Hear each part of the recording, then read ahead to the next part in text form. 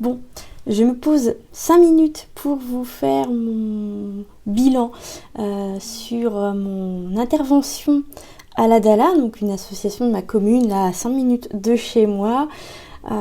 C'était samedi, donc le samedi 29 avril 2023, donc, et je suis intervenue dans le cadre des portes ouvertes de l'association. Donc il y avait de tout, de la vieille voiture, de l'art, tout ce qui est sculpture, peinture, atelier marque-page aussi. Et donc moi j'intervenais au sein de leur café associatif dans le cadre d'un café-livre. Encore merci aux organisatrices. Ça a été super riche d'échanges, et puis de réfléchir à comment rendre l'intervention, le café-livre le plus intéressant possible. Moi de mon côté j'avais travaillé sur des petits questionnaires, des petits quiz et tout ça, pour voir un petit peu où les gens se situaient par rapport à la SFFF, ce que nous on appelle la SFFF, donc la science-fiction, fantasy, fantastique, donc par rapport aux gens de l'imaginaire, ce sont les gens de l'imaginaire. Quelles œuvres de fiction, par exemple, ces gens classent, donc œuvres de fiction, donc livres, séries, séries télé ou films, j'ai pas fait de distinction. Donc dans quelle catégorie les gens classent ces œuvres de fiction. Donc il y a eu des petits échanges comme ça, des piliers qui sont ressortis, comme le Seigneur des Anneaux par exemple, Harry Potter, des œuvres un petit peu intergénérationnelles, j'ai envie de dire. Ce que moi j'ai découvert il y a 20 ans et ce que ma nièce par exemple découvre aujourd'hui. Voilà, avec ses 20 ans de plus que moi, parce qu'on a pile poil 20 ans d'écart. Je pense notamment au Harry Potter.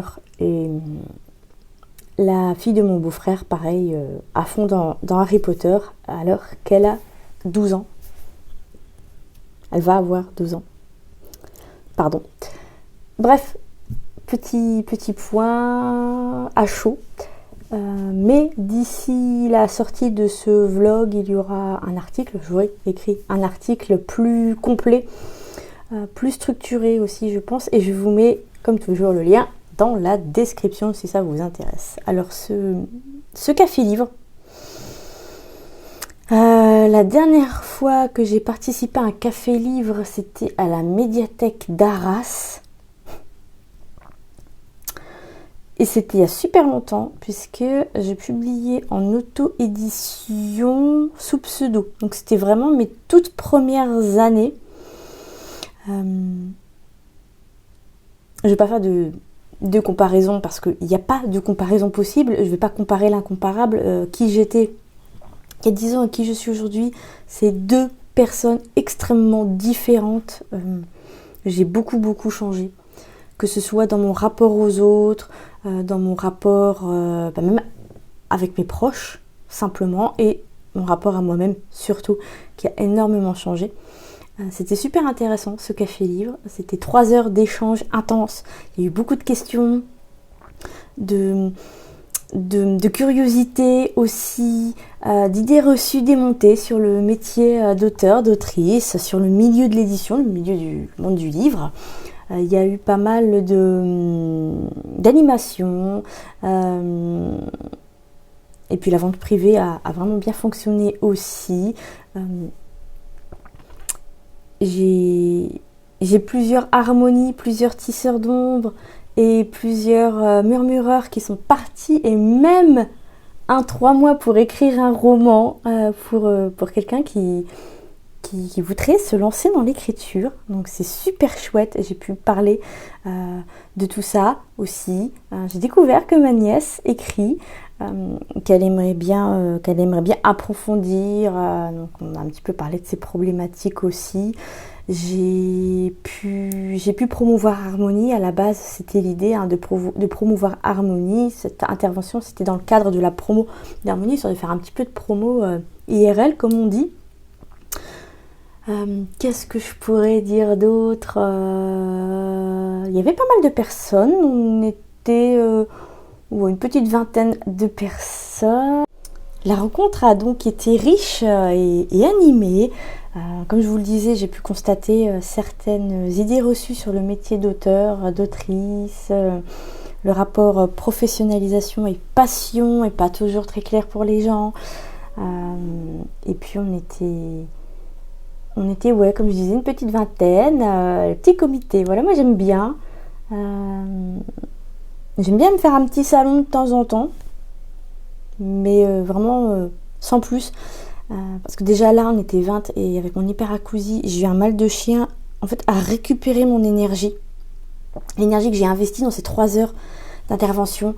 Je me suis farcie plusieurs jours de migraine et c'était pas top. C'est aussi pour ça que je ne fais pas de salon. Parce qu'au niveau du bruit, mon dernier souvenir en termes de salon, c'était les Aliénales avant la crise du Covid-19 et j'en garde un très mauvais souvenir en termes de bruit. Génial en termes de rencontres, mais par rapport au bruit, c'était dans un gymnase. C'était horrible.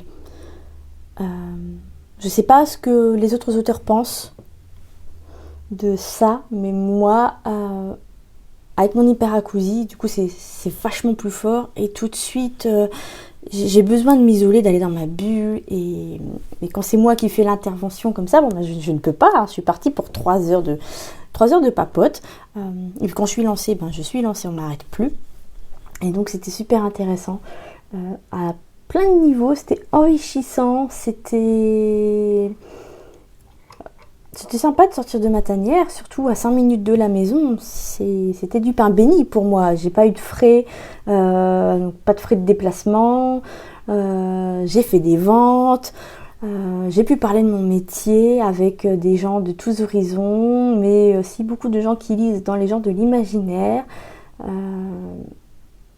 Donc c'était vraiment hyper intéressant. Et le fait de savoir que ces personnes sont venues pour me voir moi ou pour faire plaisir en accompagnant quelqu'un. Dans un sens, ça m'arrange parce que ça m'évite d'avoir à vendre mon livre dans le sens où j'ai pas besoin d'aller vers les gens puisque ce sont les gens qui viennent vers moi. Tandis que quand il s'agit d'un salon, d'un festival, les gens viennent pour le festival. Ils vont passer devant mon stand et moi j'aime pas beaucoup l'idée de les interpeller, de dire hey, est-ce que vous avez lu mon roman, il parle de ci, ça. J'ai plus l'impression de gonfler les gens et je suis sûre que la plupart du temps je les gonfle effectivement. C'est aussi pour ça que je ne fais pas les salons du livre en visiteuse parce que j'ai remarqué que la plupart du temps voilà, le livre de la personne ne m'intéresse pas. C'est délicat de lui dire non mais ça m'intéresse pas parce que je sais que derrière l'auteur ou l'autrice a mis beaucoup, investi beaucoup de temps, d'énergie, de moyens parfois pour publier ce livre. Et ça m'intéresse pas et c'est aussi emmerdant parce que si tu fais semblant d'être... si tu écoutes le pitch de l'auteur ou de l'autrice et qu'après tu dis non mais en fait je m'en fous... je trouve que c'est une limite encore pire. Donc je fais pas les salons. De toute façon, je suis pas une amatrice de dédicaces. Donc ça aide. Et ouais, donc ça m'a bien arrangé en ce sens-là. Ça fait une pirouette en moins à faire, dans le sens où les gens viennent déjà pour me voir moi. Donc j'ai pas à aller vers eux pour leur vendre mon livre. Ils sont venus pour m'écouter parler de mes romans. Donc à la limite, je préfère ce genre de petits événements comme ça, en petit comité. Et puis ça fait plus auteur local, j'aime bien, c'est sympa.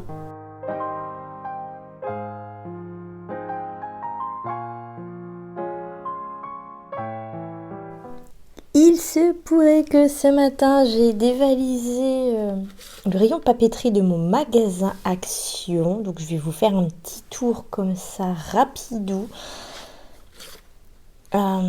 Donc ici on a des encres pour tampons encreurs. C'est la première fois que je vais essayer avec des couleurs. Il y avait ça disponible. Et aussi celle-ci mais un peu trop rose pour celle-là. Ces deux-là me plaisaient mais ces deux-là moins. Donc je ne l'ai pas acheté. Il y avait aussi les verts. Enfin les vertes plutôt. Parce qu'on dit une couleur. Je me suis pris un carnet comme ceci. Donc c'est un carnet ligné. Donc les pages sont assez fines. Et sinon, ça fait penser un petit peu au papier paper truc là, Paper Banks.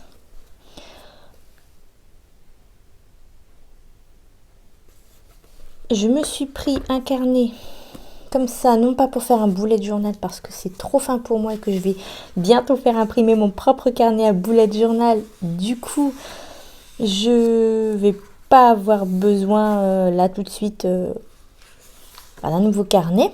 Je vais déjà finir l'actuel. Mais je l'ai pris pour les deux signés. J'aime beaucoup aussi le bleu très pastel mais un peu pailleté de la couverture.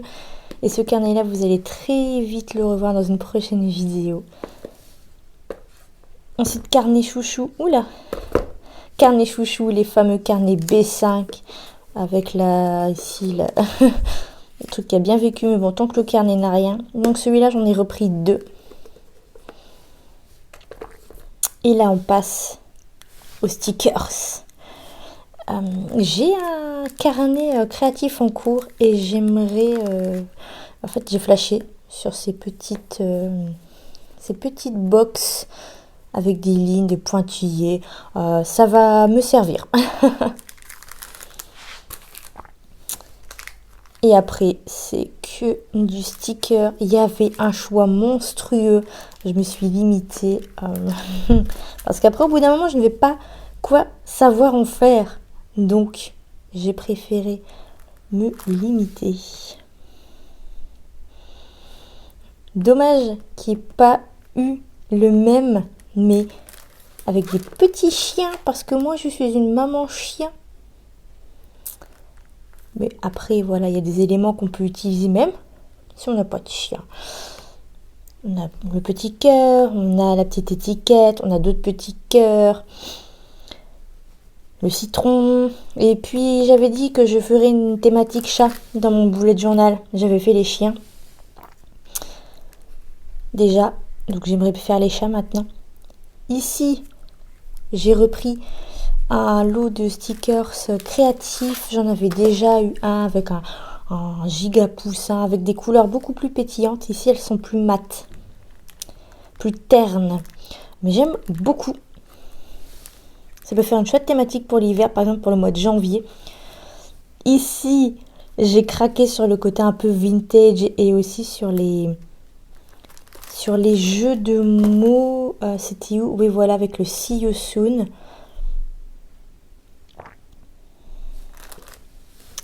Et enfin, celui-ci.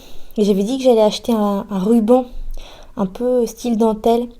Et j'ai complètement oublié. Mais celui-ci pourrait faire un chouette thème pour l'automne.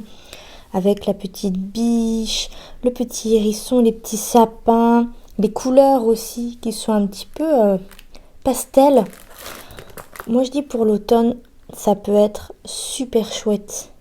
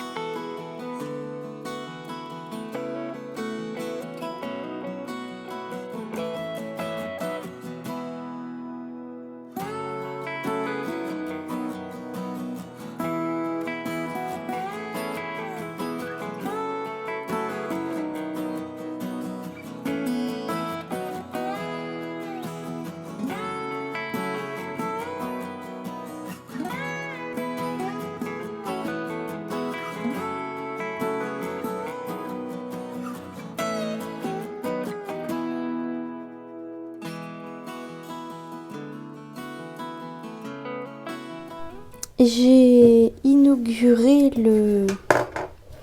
l'un des carnets que je viens d'acheter pour les fiches personnages de mon nouveau roman. Pour l'instant, j'en ai fait 2. Et donc, je me base sur cette fiche que je vais venir recopier dans ce carnet, pareil, que je vous avais présenté la semaine dernière, donc que je viens d'acheter, qui est un carnet à bullet journal. Mais je vous reparle très vite de l'usage que je vais faire de ce carnet précisément. Très pratique, avec les 2 feuillets, les 2 marque-pages, les 2 signés. Je vais y arriver. Et c'est notamment ces 2 feuillets qui m'ont décidé à le prendre. Je viens de recevoir les exemplaires de la vente privée qui avait eu lieu à la fois sur ma boutique en ligne et ici, IRL à Aniche, dans le cadre de mon intervention à la médiathèque, à la Dala, pardon, avec les beaux dos à l'envers. Donc là, en fait, il me manque 3 exemplaires. Il me manque 2 harmonies et 2 tisseurs d'ombre qui doivent arriver demain. Mais j'aurai déjà fini de monter le vlog à ce moment-là. Donc, c'est déjà pas mal, je trouve. Oula, désolée, je suis plutôt contente. Et si on va voir un petit peu par là, nous avons un Champollion. Bonjour. Oula.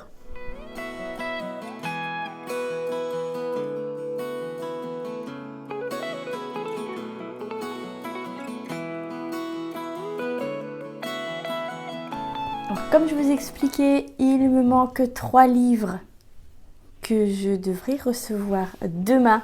Je suis super contente. Voilà, ils sont arrivés super vite. Ça fait une jolie petite collection. Du coup, j'ai réalisé un petit reel pour l'occasion. Je trouve que c'est toujours sympa pour montrer un petit peu les livres, pour les présenter. Après, est-ce que je vais pas ajouter une séquence où je les feuillette pour montrer un petit peu l'intérieur, ou est-ce que je ne vais pas faire ça pour chaque livre individuellement avec un petit extrait? Honnêtement, je ne sais pas. Comme vous pouvez le constater, ce sont les murmureurs qui se sont le plus vendus. J'en ai vendu 4. Pour 3 harmonies, 3 le tisseur d'ombre et 3 mois pour écrire un roman. Mais je suis super contente pour celui-ci parce que je m'y attendais vraiment pas. Petite parenthèse, j'espère que vous n'entendez pas le Zniak qui fait ses travaux à la cave. Je sais pas si ça s'entend avec le micro. De temps en temps, vous pouvez entendre un pom pom pom pom. Je suis désolée. Ce sera vraiment que pour cette séquence-là.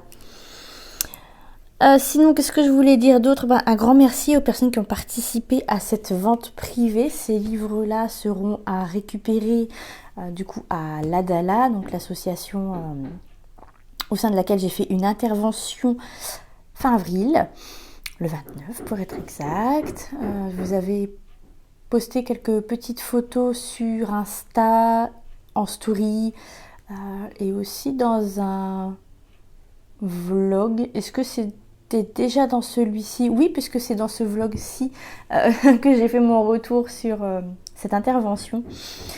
Donc, parce qu'en fait, je tourne plusieurs vlogs en même temps. Alors, je m'empatouille un peu les pinceaux des fois. C'est pour ça, faites pas gaffe. Donc, moi, je vais aller ranger tous ces livres en attendant la petite dédicace qui aura lieu à la Dala. Dès que j'aurai reçu les 3 derniers exemplaires, on pourra se prévoir une date de dédicace là-bas sur place au sein du café associatif, et ça va être encore un petit moment bien sympa.